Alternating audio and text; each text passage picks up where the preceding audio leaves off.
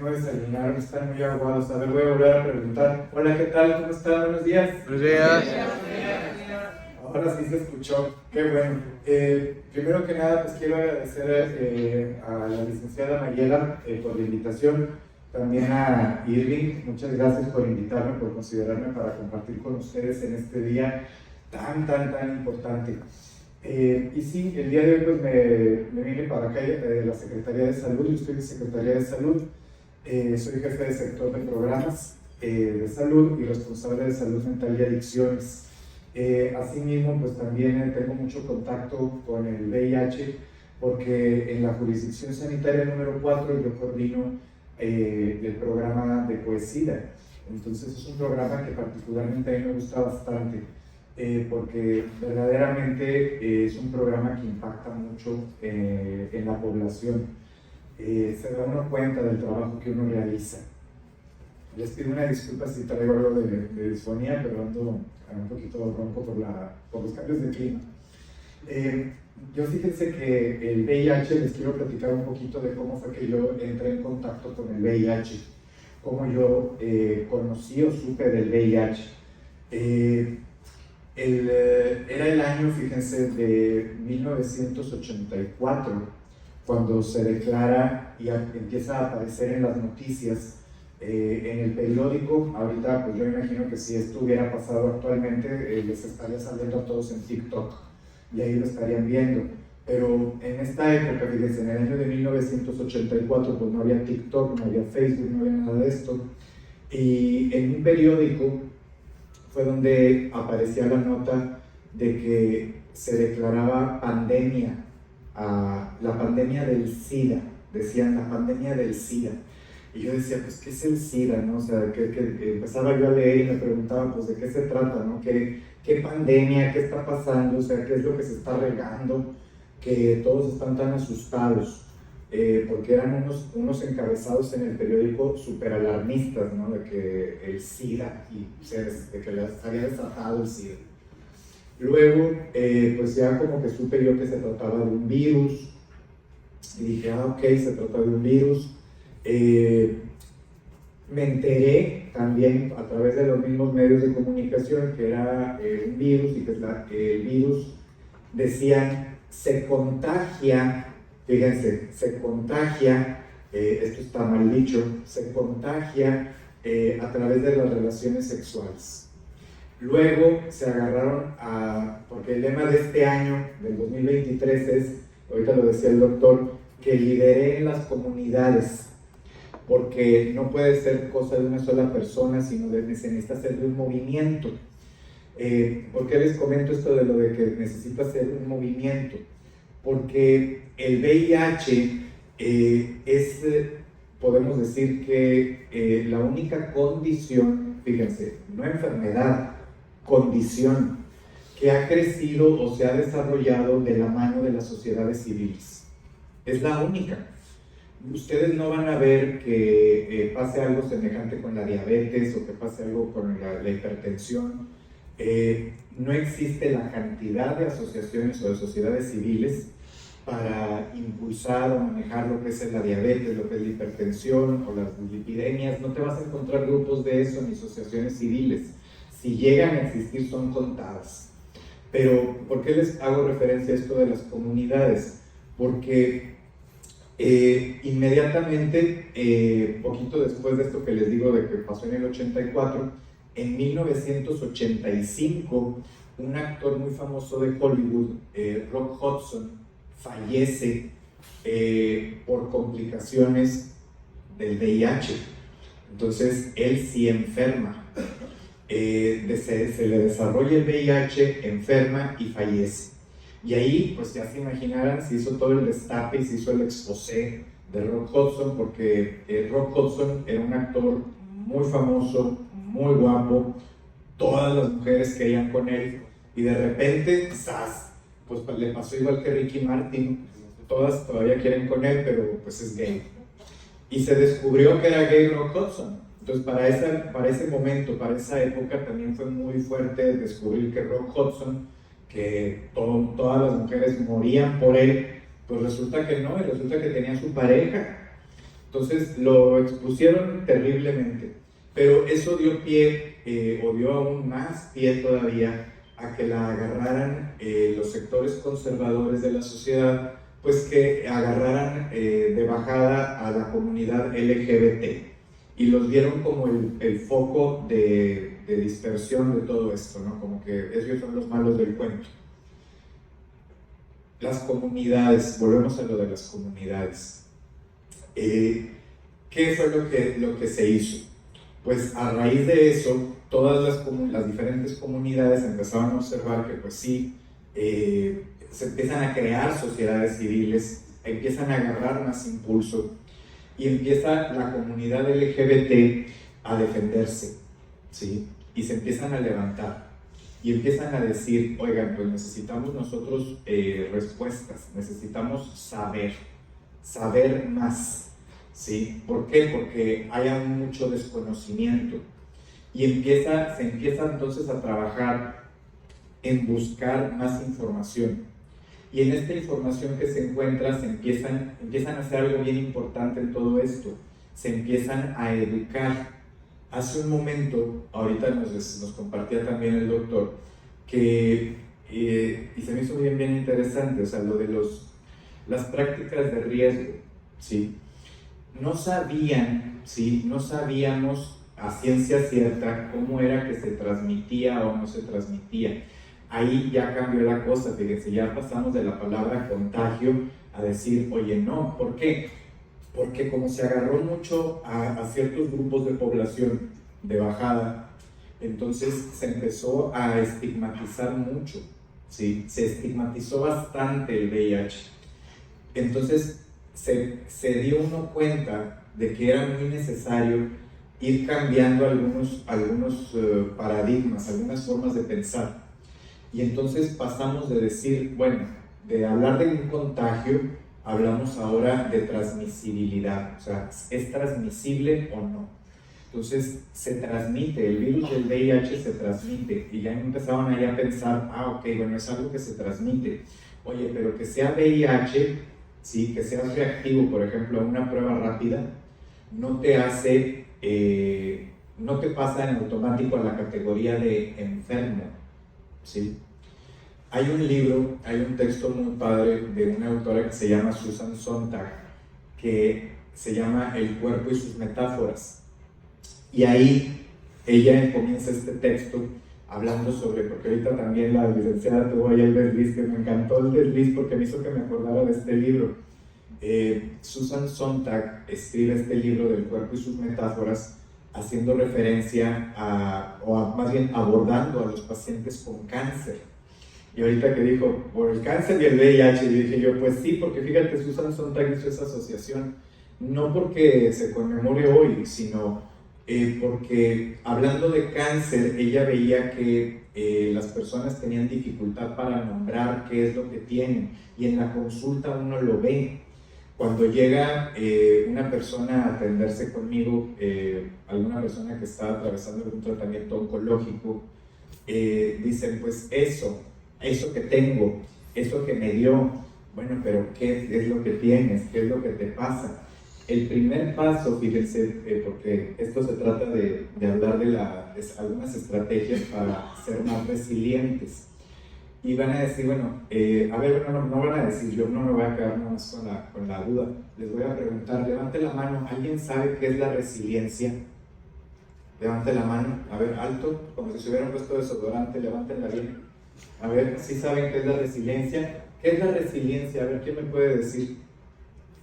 A ver, por allá. Es la habilidad de afrontar un problema. La habilidad de afrontar un problema. La habilidad para afrontar un problema. Por ahí va. A ver, ¿alguien más? Sí tiene que ver con ¿Resistencia? Resistencia. No.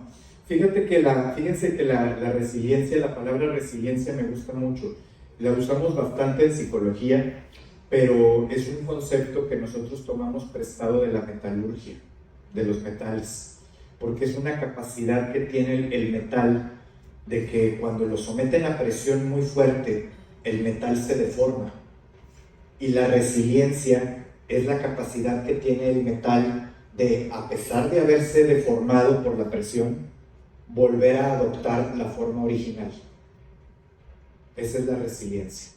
O sea, es un concepto que tomamos prestado nosotros de la metalurgia.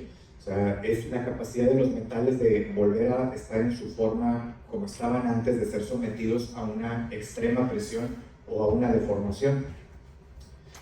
Volviendo con el texto que les digo de lo del cáncer de Susan Sontag, fíjense que ella decía, el primer paso para poder abordar el cáncer, dice, es que la persona sea capaz de nombrarlo. O sea, que pueda decir, yo tengo esto, o sea, yo tengo cáncer. Años después de que sacó este libro, de que publicó, unos años después, y viene esto de los 80s, Susan Sontag le agrega un adendum al libro, ahora abordando el VIH, ¿sí? Y vuelve a retomar esta parte de que qué importante es poder nombrar las cosas, ¿sí? Si las podemos nombrar, podemos ejercer algún control sobre ello. Si no lo podemos nombrar, entonces es algo que la persona puede llegar a tener la sensación o a percibir que se sale de sus manos, que no lo puede controlar, ¿va? Esto también a mí me gusta mucho hacer referencia a la película de, se me hace que es una película esta del Conjuro, es del Conjuro, donde salen los Warren, ¿sí? Porque ahí dice, necesito saber cuál es el nombre del demonio para poderlo someter y mandar a la fregada, ¿no? Necesitamos conocer el nombre del demonio. Si tú no conoces el nombre del demonio, o como dice Susan Sontag, no lo puedes nombrar, entonces el demonio te va a estar gobernando a ti. Es bien importante para poder ser resilientes, para poder nosotros adoptar nuestra forma más fuerte, al igual que los metales, es bien importante que podamos nombrar qué es lo que tenemos, ¿sí? Si no nombramos aquello que tenemos, entonces eso nos va a dominar a nosotros. Y eso nos lleva a otra parte para ser resiliente, que para poder ser resilientes necesitamos también investigar, necesitamos tener conocimiento, porque si nosotros no tenemos conocimiento, entonces vamos a estar haciendo una regazón terrible y nuevamente va a ser algo que nos va a estar afectando. Por ejemplo, también el doctor nos compartía, indetectable es igual a intransmisible. Ay, eso fue una noticia que nos alegró muchísimo a todo el mundo, porque nos dimos cuenta de que, o se empezó a erradicar y se fue haciendo de lado la idea de que, oye, no, pues ya, si tú eres diagnosticado, fíjate, porque nos vamos por pasos. Primero la prueba rápida, ¿sí? Yo quisiera saber, de los que están aquí, ¿a cuántos les han realizado la prueba rápida? Y luego de la prueba rápida, les hicieron el ELISA, ¿sí? Pero la prueba rápida es una prueba que solamente nos dice si eres reactivo o no eres reactivo. Es una prueba de inmunocromatografía. O sea, o sales reactivo o sales no reactivo. Todavía tienes que hacer la prueba para confirmar. Y ahora sí, entonces, hacer un diagnóstico. Pero el diagnóstico no es, tienes SIDA. El diagnóstico, ¿cuál es? Portador. Eres portador del virus del VIH, ¿sí? Porque el día de hoy, fíjense, es el Día Mundial para Erradicar el VIH, ¿sí? Con el lema que lideré en las comunidades, es erradicar el VIH. De hecho, han cambiado mucho las cosas, o sea, porque antes era la lucha contra el SIDA, y mucha gente se quedó con esa idea. Pero ¿por qué luchar? ¿Por qué luchar? ¿No se les hace cansado eso de estar luchando? ¿No se les hace así cansado o se escucha cansado decir, vamos a luchar? Luchar es cansado y implica un desgaste, ¿sí? El desgaste físico, el desgaste psicológico, el desgaste también para con las personas que se convive alrededor. Ojo con eso, ahí le ponemos un alfiler porque eso son las redes sociales. Y me da gusto ver a toda la gente que está aquí el día de hoy, porque esta también es otra red social que la licenciada se ha estado ocupando también de estar ahí formando, ¿cierto? El doctor, pues invitando a través de la consulta, oigan, acérquense con la licenciada porque hay un grupo, ¿no? ¿Cierto? Las redes sociales también son importantes para la resiliencia, pero fíjense, volviendo a esto de lo de luchar, es muy cansado. Vuelvo otra vez con Susan Sontag. ¿Cómo nombramos las cosas? ¿Sí? Si nosotros le quitamos lo de luchar, dijeron, pues ¿por qué no le ponemos mejor que vamos a erradicarlo? Vamos a trabajar para erradicar, vamos a trabajar para que esta pandemia no se riegue más. Entonces necesitamos hacer mucho trabajo ahí de sensibilización en cuanto al tema. Luego dijeron, oye, pero es que SIDA no. ¿Por qué no? No, pues porque el SIDA es cuando el VIH, cuando la carga viral aumenta y entonces empiezan a desarrollar algunas condiciones o padecimientos, entonces ya ahora sí desarrollaste SIDA. Pero desarrollas SIDA si no estás tomando tu medicamento. Entonces ahí fue otro aprendizaje también. Oye, fíjate que si tú te adhieres bien a tu tratamiento, ¿sí? Y antes, volviendo a los 80s, era un puño de pastillas. Era un puño de pastillas, ¿sí? Con muchos efectos secundarios, muchos efectos colaterales. Era terrible. También ahí tenemos que ver que quizás muchas de las vidas que se perdieron, muchas de estas vidas que se perdieron no solamente fue a causa del virus en sí, sino también a los efectos que tenían los medicamentos que estaban en circulación o que ni siquiera se estaban dando, sino que las mismas comunidades o las mismas poblaciones se reunían porque se creó, fíjense, no había abasto suficiente de medicamento. Entonces se crea una como red oscura, como un mercado negro de medicamentos, para que empiecen ahí a rolar todos estos medicamentos y que lleguen a la población, pero tenían efectos tan desagradables que mucha gente decía, oye, pues me va peor si me tomo los medicamentos, me pongo más enfermo, me siento más mal. Entonces ahí se hizo el parteaguas también, de que hubo quienes aguantaron, quienes toleraron eso y dijeron, pues seguimos tomándonos la tina de medicamentos, y hubo quienes dijeron, oye, ¿sabes qué? Si me va a llevar la tristeza, pues que me lleve mejor así, porque con los medicamentos me voy a ver peor. Dijeron, oye, ¿sabes qué? Pues vamos a cambiarlo entonces a que sí, SIDA es cuando ya desarrollas enfermedad, pero cuando no lo has desarrollado aún, pues vamos a dejarlo en que eres portador de VIH. Y entonces actualmente decimos, es una persona que vive con VIH. Fíjate cómo cambia todo el sentido, o sea, cómo ha ido cambiando y cómo ha ido evolucionando con el tiempo. Ya no es lucha, ya no estamos luchando, estamos trabajando para erradicar, ¿sí? Pero ya no estamos luchando, porque luchar es muy cansado. Nada más nos quita tiempo, nos quita recursos. Ya no decimos SIDA, decimos, no dice la persona, no, pues que yo tengo SIDA. No tienes SIDA, eres una persona que vive con VIH. Fíjate qué bonito, vive, o sea, hay vida. Se le dio este giro a ya no hablar del VIH como que VIH es sinónimo de muerte. O sea, ya no es una sentencia de muerte, claro que no. Y tampoco ya hay necesidad de tomarse todo la tina del trapeador de medicinas tampoco. Con un medicamento, ¿cuántos son la máxima cantidad que das, doctor? Una pastillita, ¿sí? ¿Con cuántos efectos colaterales? Mínimos, ¿sí? Mínimos, o por no decir, yo me atrevería a decir que hasta que ninguno. Con una buena adherencia al tratamiento, ¿sí? Como dijo también el doctor, y yo se los digo también a las personas que atiendo, oye, tú vas a tener una vida más larga que la de uno. ¿Saben por qué? Porque el abordaje de la persona que vive con VIH es un abordaje integral. Reciben consulta médica, psicológica, dental, nutricional, ¿sí?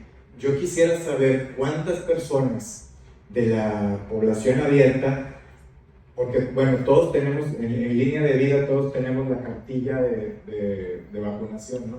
Y ahí vienen todas las acciones para implementar, de prevención. Yo quisiera saber cuánta gente de la población abierta acude a consulta dental cada 6 meses o acuden a hacerse un check-up cada cierto tiempo. Tú sí vas, excelente por ti, tú eres, fíjate, corresponsable de tu salud. ¿Sí? Y no eres portadora, no vives con VIH, pero eres corresponsable de tu salud. Pero tu pareja sí, excelente. Ah, fíjate qué bueno que mencionas eso, porque también decían, no hombre, ya mi vida amorosa ya se fue por el caño, ya se fue por el caño. ¿Pero por qué? Pues porque tengo VIH. Y luego, y pues como decía el doctor, ¿verdad? La lagrimita, ¿no? Es que nadie me va a querer. ¿Pero por qué? Porque existían todos estos estigmas y toda esta desinformación en torno a ser portador del VIH. O sea, les hablo de los primeros años, cuando se declara pandemia. Estamos hablando de los 80s. ¿Sí? Muchísima desinformación. Entonces, claro que también hubo un costo que no tuvo que ver ni con los medicamentos, ni con el ser portador del virus, ni con el desarrollar SIDA. Hubo personas que se quitaron su propia vida ante el diagnóstico. O sea, al momento de recibir el diagnóstico, también eso se me hizo muy interesante de que dijo el doctor. ¿Cuál es la reacción al momento de recibir el diagnóstico? Por eso es la parte tan importante de que tanto el personal, sobre todo el personal de salud, se encuentre sensibilizado en este tema, para poder, al momento de dar un diagnóstico, poderle dar contención a la persona y poder evitar que tengan un pasaje al acto y que atenten contra sí.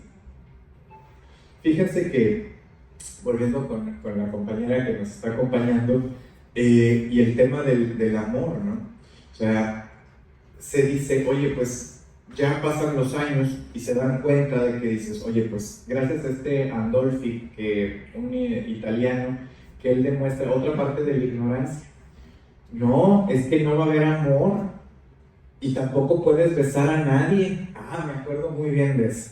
Que por el sudor se transmitía, que por la saliva se transmitía.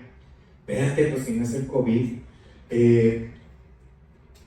Andolfi descubre y lo demuestra en una fotografía que se volvió icónica porque le dio la vuelta al mundo, donde él, seguro de lo que, y esos son los que hacen el parteaguas, los que hacen la diferencia. Él, siendo investigador del VIH, él dice, no se transmite a través del beso. No, pero ¿qué te pasa? Que no sé qué, si se transmite. Y entonces, él lo que hace es de que le da un beso a una mujer portadora de VIH y le da el beso en la boca, ¿sí? Y esa foto se volvió icónica y le dio la vuelta al mundo, probando con ello, o sea, él probando la seguridad que tenía en sus aseveraciones, en lo que él decía, de que no se transmite. Y para probarlo yo le doy el beso. Vámonos. Le dio la vuelta al mundo. Y nos demostró, nos probó con eso, que, oye, sí puedes besar y no pasa nada, ¿sí? No lo vas a transmitir. Entonces, poco a poco se fueron abriendo ahí las puertas para el amor en esto. Y el amor también forma parte de las estrategias para ser resiliente, porque ya sea que tú tengas una pareja, ¿sí? Y ahí con tu pareja formas una red de apoyo, ¿sí? La familia, con las amistades, se va formando red de apoyo. De entrada, así luego, con las personas que comparten tu diagnóstico también, formas red de apoyo. ¿Sí? Y eso nos ayuda también a ser más resilientes. ¿Por qué? Porque compartimos experiencias, compartimos vivencias. Te das cuenta de que no te encuentras solo, no te encuentras sola, y hay otras personas que al igual que tú también comparten el mismo diagnóstico y afrontan situaciones, si no iguales, pero semejantes. Y eso te da fuerza para seguir adelante. Les decía hace un momento que otra de las cosas también que se tenía era de que, bueno, y esto sí fue, no me voy a poder embarazar. ¿Por qué? No, pues porque se lo voy a pegar. Espérate, pues si no es chicle. Con esta gran noticia que recibimos hace algunos años, porque esto es reciente, tiene menos de 10 años, que se dijo en la cumbre del VIH, en la cumbre internacional, indetectable es igual a intransmisible. Oye, qué fabulosa noticia, qué fabuloso, porque eso, por ejemplo, le abrió la puerta a que mujeres pudieran tener un embarazo, y un embarazo perfecto, feliz, vaya, normal, o sea, un embarazo como cualquier otro, sin transmitir el VIH al bebé. ¿Por qué? Porque aprovechando que se adhieran bien al tratamiento y que esté indetectable, pues entonces no va a ser transmisible. Oye, qué buena noticia, ¿a poco no? Sí. Entonces, ¿se fijan cómo ha ido cambiando y cómo ha ido mejorando todo esto? La manera en la que nosotros lo vamos nombrando, la manera en la que lo vamos abordando, y todo esto nos va ayudando a que nos hagamos más resilientes, a que nos podamos recuperar al golpe inicial. ¿Al golpe inicial de qué? Pues al golpe inicial del diagnóstico, ¿sí? Cuando levante la mano, aquella persona que cuando recibió su diagnóstico le pareció que ya era el fin del mundo. ¿Quién? Dejen la levantada si creen que en parte eso que sintieron, eso que vivieron, era por desconocimiento. Por desconocimiento. Cuando recibieron la información adecuada, cuando recibieron la información veraz de qué se trataba, ese temor bajó. ¿Sí bajó? Sí. ¿Sí? Ok. Fíjense, el conocimiento, vamos así cerrando tantito. Estrategias para ser resilientes, porque cuando te dejan caer el diagnóstico, te lo dicen, sientes que todo tu mundo se desmorona alrededor. Pero sí es posible, al igual que los metales, recuperarnos. ¿Cómo? Punto 1, la educación. Psicoeducación, educación sexual, llámale como quieras, pero educarte, informarte, tener la información correcta. ¿Quiénes pueden proporcionarnos esa información? Actualmente tenemos muchísimos recursos. ¿Por qué? Porque está la internet, por ejemplo. Pero el primer recurso con el que se cuenta es el staff de salud, el médico que te atiende, el médico tratante, ¿sí? ¿Infectólogo? ¿No? Tratante. ¿Infectólogo? Yo soy pediatra. Pediatra. Hay infectólogo. Ellos nos pueden dar la información, ¿sí? Trabajo social igualmente, o sea, cualquiera de las personas que se encuentre involucrada con el tema, ¿sí? En estos programas, son las personas indicadas para darnos la información veraz, la información adecuada, la información correcta, y eso baja ya el impacto o el choque inicial.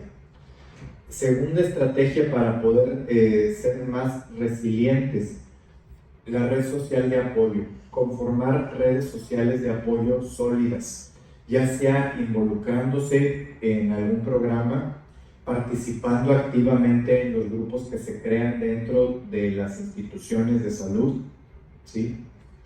Tercero, abraza y nombra aquello que tienes. Ahora, aquí entramos en un área medio gris. ¿Por qué? Porque no se trata tampoco de andar diciéndolo a los cuatro vientos y por todos lados. No porque esté mal hacerlo, sino porque... ¿Por qué creen que no es algo que se dice a todos, así a los cuatro vientos y por todos lados? por el estigma, porque a lo mejor a nosotros o las personas que están aquí están muy familiarizados o familiarizadas o familiarizadas con el tema, pero allá afuera nos encontramos todavía, fíjense, más de 40 o poco más de 40 años después de que inició todo esto, porque estamos hablando del 84, aún existe mucha desinformación, aún existe estigma, aún existe mucho por qué trabajar para erradicar todas estas concepciones erróneas que se tienen en torno al VIH, a vivir con VIH. Qué importante es que si es la elección de nosotros, si es la elección de ustedes, convertirse en agentes de cambio. Levante la mano otra vez, ¿quiénes creen o quién se considera que es agente de cambio? A ver, agentes de cambio. 1, 2, 3. Muy bien. Levante la mano, a ver, damos la vuelta a esto del agente de cambio. ¿Quién ha educado a otra persona en torno a este tema? Ok, más manos todavía. Nosotros, al estar involucrados en este tema, nosotros tenemos ahí cierta corresponsabilidad en cuanto a educar a las demás personas, pero por cuestión de derechos humanos, ¿sí? Es personal, es algo muy personal. ¿Sí? Nadie te puede obligar, ¿sí? Nadie te puede obligar, ni en ninguna empresa, ni en ninguna organización te pueden obligar a realizarte la prueba del VIH sin tu consentimiento. De igual manera, tampoco constituye un factor para negarte el acceso a un empleo digno, ¿sí? Es decisión de cada persona a quién le revela o con quién comparte su diagnóstico. Pero al hacerlo, cuando la persona, porque también hay que respetar el proceso, cada persona tiene un proceso diferente, ¿sí? Hay algunas realidades que son compartidas, como ¿cuál? Pues como que el ser portador del virus, esa puede ser una realidad compartida, pero cada quien en su casa, cada quien en su comunidad afronta diferentes situaciones. Puede ser que por miedo, vergüenza, etcétera, dicen, no, pues yo no puedo decirlo, ¿sí? Ok, es muy respetable, pero si no lo dice con los amigos, si no lo dice con los familiares, ser una persona que vive con VIH sin hablarlo con otras personas es un camino muy solitario, ¿sí? La carga, fíjense, no digo la carga viral, pero la carga del diagnóstico se diluye cuando lo podemos hablar con otras personas.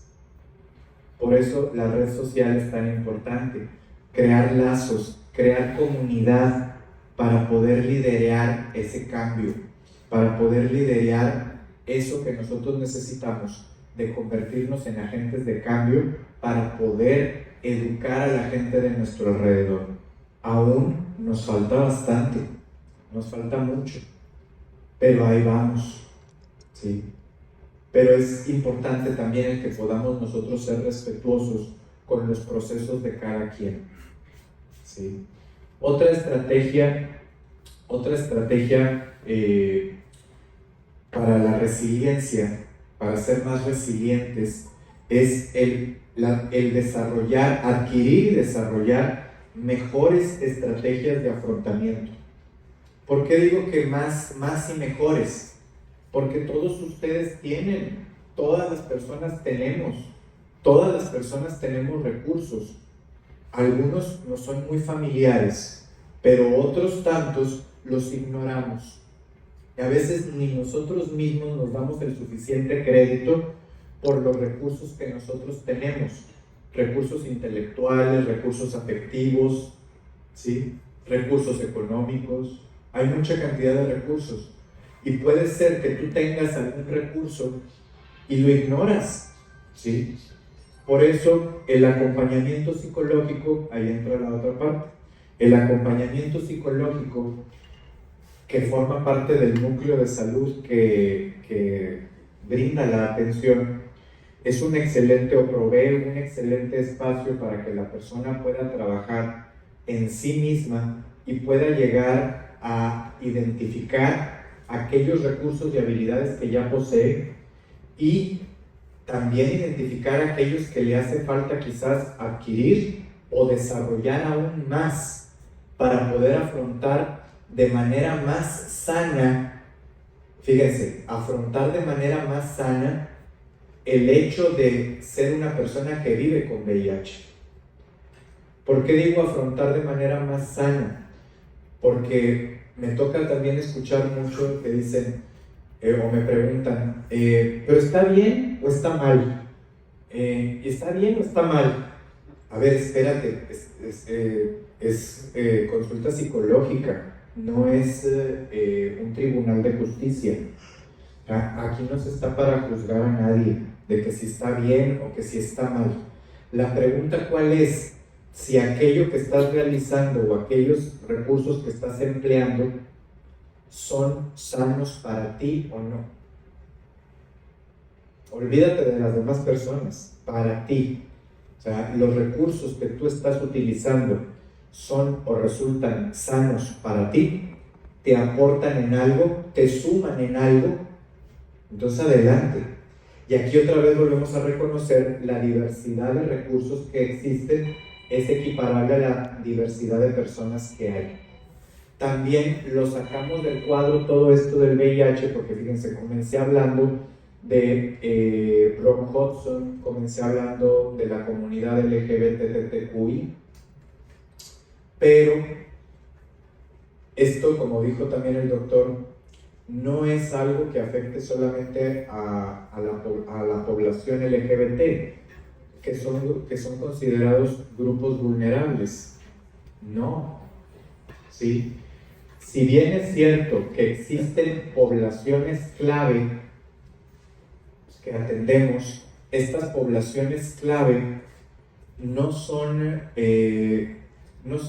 poblaciones clave porque los queramos señalar, sino porque son grupos poblacionales que tienen prácticas de alto riesgo con mayor frecuencia. Por eso son poblaciones clave, porque captan nuestra atención por el ejercicio de prácticas, de ciertas prácticas de alto riesgo. Pero esto abarca a toda la población, no distingue. De hecho, hasta los números cambiaron, fíjense, porque como la comunidad LGBT fueron los primeros que se pusieron bien pilas, porque fueron a los primeros que les estuvieron tundiendo con que por culpa de ustedes está pasando esto, ¿sí? Mentira.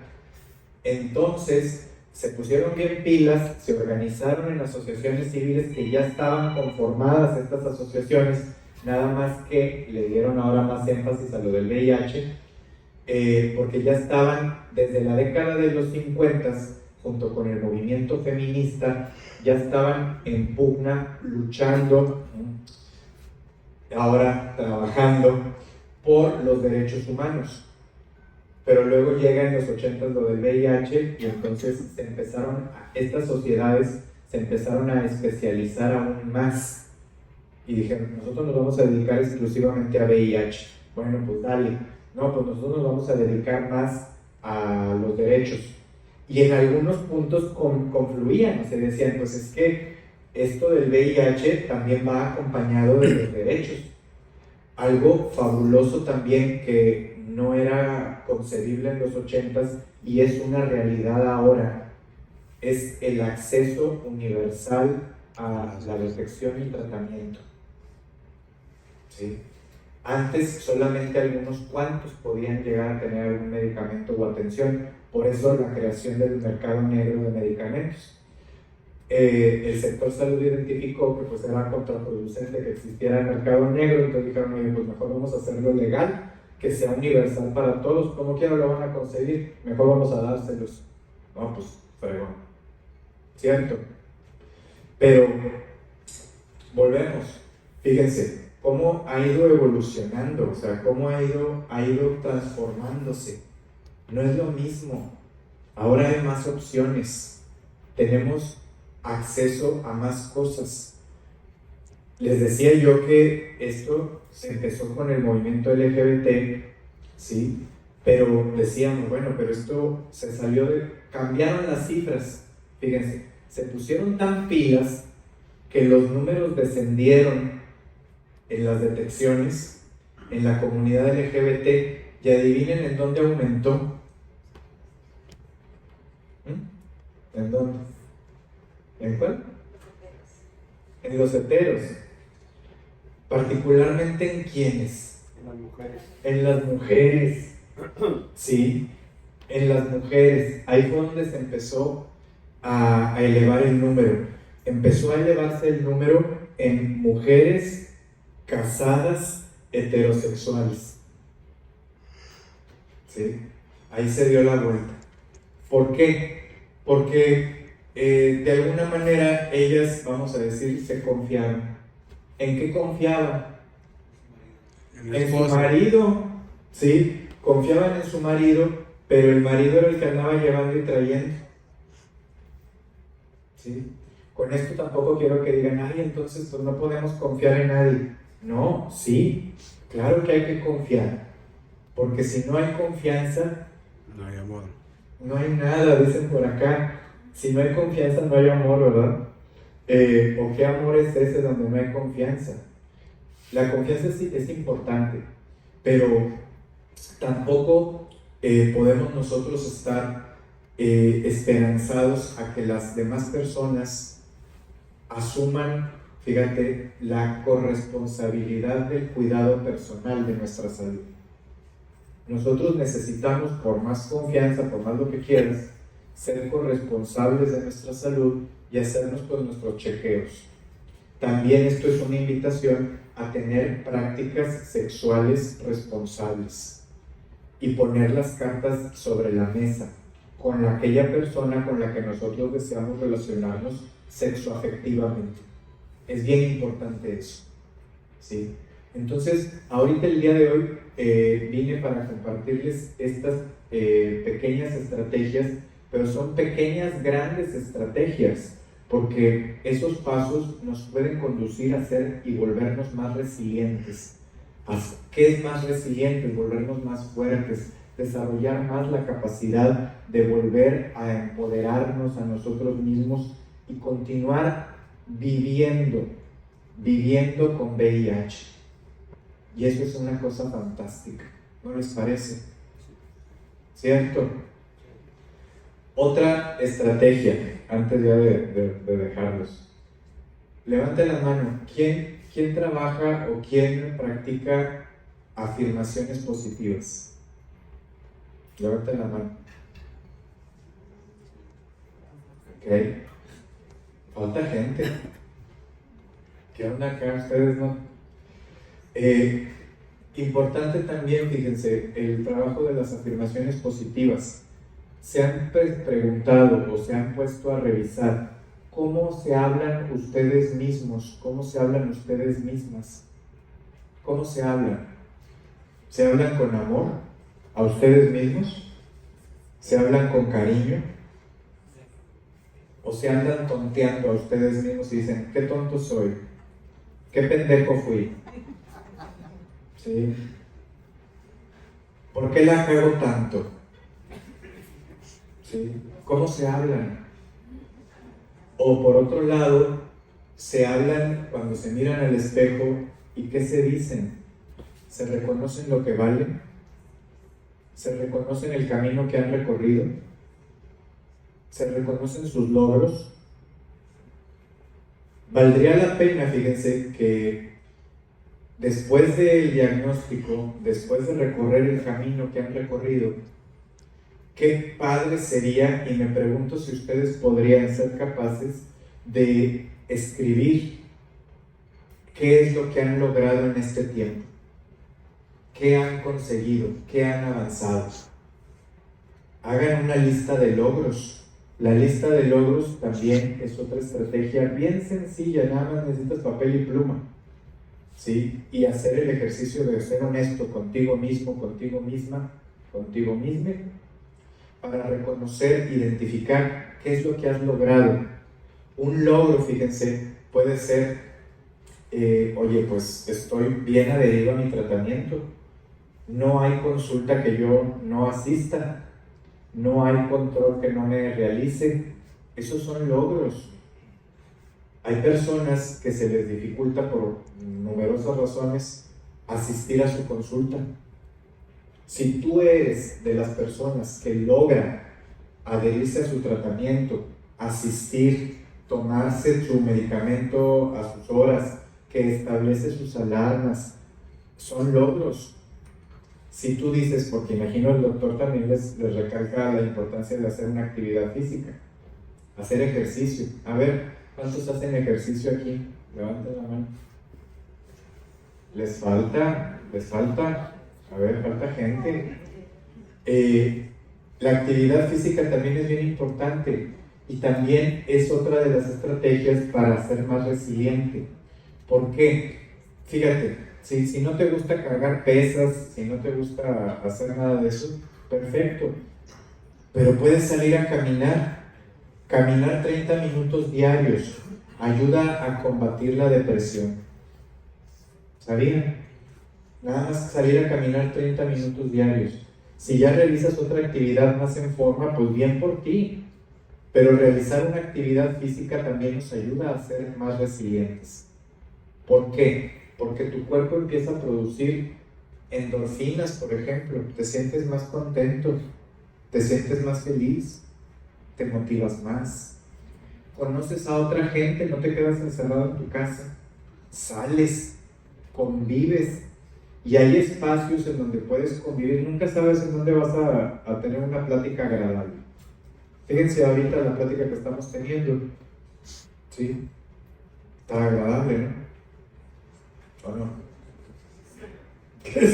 Sí, sí. Entonces la actividad física también es otra cosa que nos puede ayudar y forma parte de las habilidades o de los recursos de autocuidado que nosotros poseemos. Nosotros también tenemos que ser, me encantaste tú cuando dices, yo sí me checo, yo sí voy, me hago check-ups, no tengo VIH, pero mi pareja sí, pero yo me encantó porque... ¿Por qué dices que es difícil? Es muy difícil porque al principio te sientes decepcionada. Son muchos cambios. Pasas por unas etapas muy difíciles como pareja. Sí. Pero me decía la licenciada, lloras porque lo amas. Entonces, si amas, te quedas. Y luchas. Bueno, yo te diría, primero que nada, muchísimas gracias por compartir. Muchas gracias. Yo te sugeriría, así sugeridamente nada más, que fíjate lo que he estado hablando, o sea, cómo nombramos las cosas. Si luchas, es difícil, es cansado, es pesado. Si por otro lado lo abrazas lo que está ocurriendo y lo nombras, la carga se aligera. ¿Sí? No sé si tengas conocimiento de cuántas parejas hay. También sabes que a mí me encanta de las parejas que se han hecho, que se llaman muy románticamente parejas magnéticas. ¿Sí lo has escuchado? ¿Lo han escuchado lo de las parejas magnéticas? ¿No? ¿Por qué dicen que parejas magnéticas? A las parejas que son cero discordantes les llaman parejas magnéticas porque uno es cero positivo y el otro es negativo. Y los polos opuestos se atraen. ¿Qué tal? Qué bonito, ¿no? Esto es lo que pasa con las parejas. Pero es una cantidad increíble de parejas que son parejas magnéticas o parejas cero discordantes.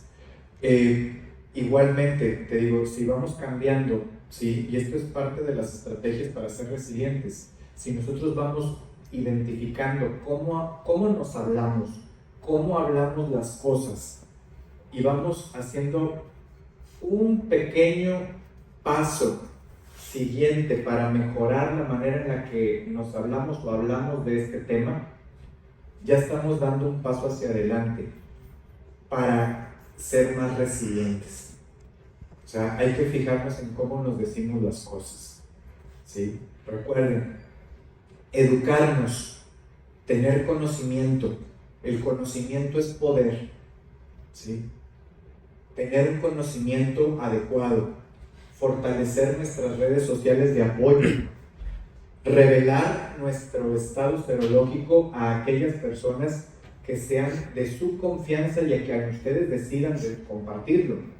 Si no se lo quieren compartir a nadie de su círculo social íntimo, acercarse a los grupos que se forman dentro de las unidades de salud para poder tener la experiencia de compartir, ¿sí? Compartir con personas que están atravesando por una situación semejante. Recordar por encima de todo que no es una sentencia de muerte. Voy a tener el atrevimiento de decir que podríamos hablar de que, haciéndolo comparativamente, vas a decir, sí, qué atrevido es, de decir que es semejante a la diabetes, o sea, porque ya el ser portador del VIH ya te lleva a vivir una condición crónica. ¿Sí? Por eso digo, me van a decir que qué atrevido de que ando comparando con la diabetes. Pero es una forma también que a muchas personas les ha servido para comprender mejor qué es lo que les ocurre o qué es lo que están viviendo, por qué están atravesando. O sea, y el ejemplo del paciente diabético es un muy buen ejemplo, porque es una condición que ya tienes, ¿sí? Que la vas a controlar y que vas a poder tener, si tienes los cuidados adecuados, una larga vida con salud. Estamos. No me quiero despedir sin antes agradecerles a todos ustedes su tiempo, el haberme escuchado. Los invito, me pueden encontrar en redes sociales. Si tienen alguna duda, alguna pregunta, encantado. No sé si existe el tiempo para responder alguna duda o pregunta, pero me pueden encontrar en todas las redes sociales, YouTube, Instagram, TikTok, todo lo que hay, como Gilberto Ramón, psicólogo clínico. Y pues muchísimas gracias. Muchísimas gracias.